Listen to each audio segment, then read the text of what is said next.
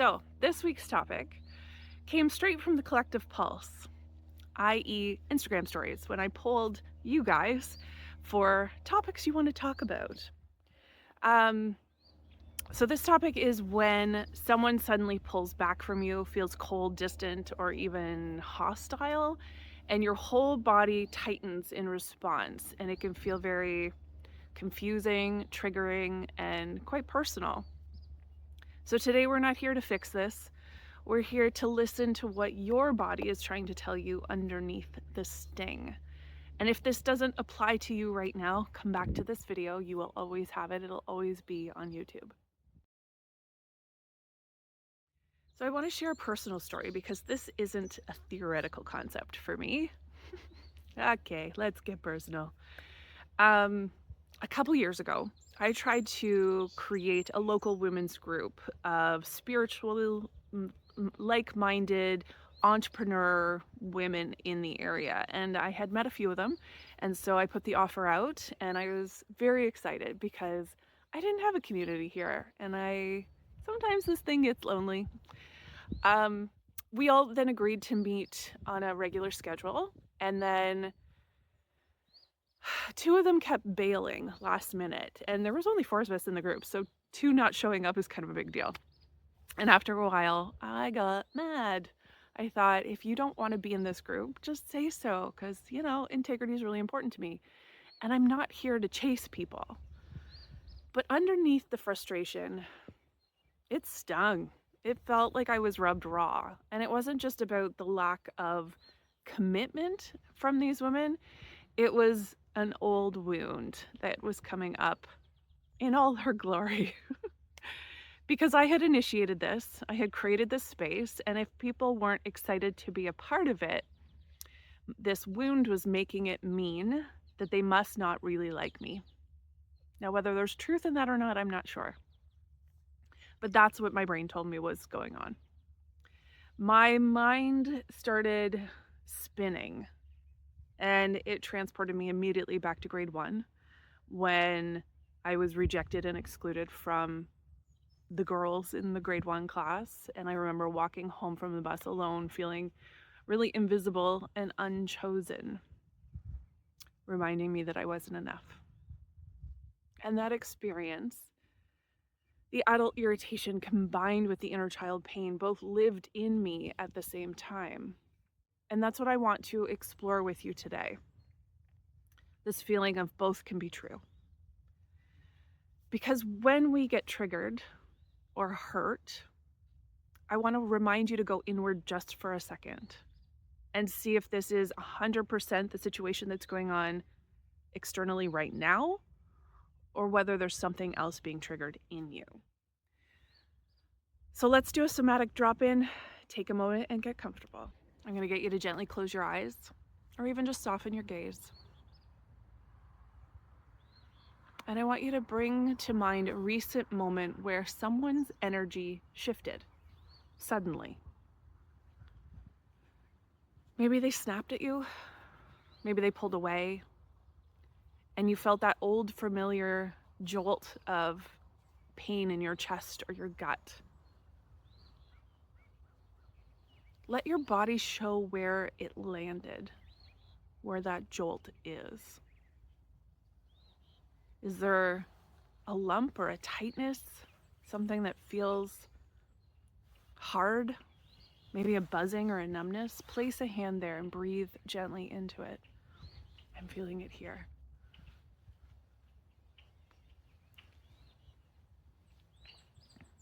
Breathe. And say out loud or inward, I see you. You make sense. And you're allowed to feel.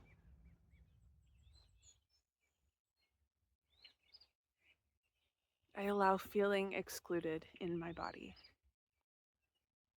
I allow feeling triggered in my body. Now inhale deeply through your nose and exhale with sound. Letting your body know that we're safe here. And if it feels called to, you can release this now. Come back in. So often when we're hit with someone else's sudden hostility, it's not just the current moment that we're reacting to. It's our younger self, the one who felt blamed for other people's moods, the one who learned to walk on eggshells just to stay safe, and the one who never felt protected in the presence of volatile or unpredictable people. That's who we're talking to right now. What you're feeling right now when someone has triggered you is a sacred echo. It's not a problem, not a flaw in you. It's an invitation to slow down, talk directly to the one who was hurt initially, and speak soothingly and nourishing to her, and then to choose a different response than the one you had as a kid. And as always, I check in with Source about this because I always like to see what their take is on real human problems. And this is what came through. You are not responsible for other people's storms. You are not here to carry their lightning in your body. You are also not here to shrink for the comfort of someone else's unprocessed pain. You came to anchor steadiness. You came to remember truth, even in the face of chaos. Let their storm pass. Let your light remain. You are divinely protected even when the world feels uncertain, especially then.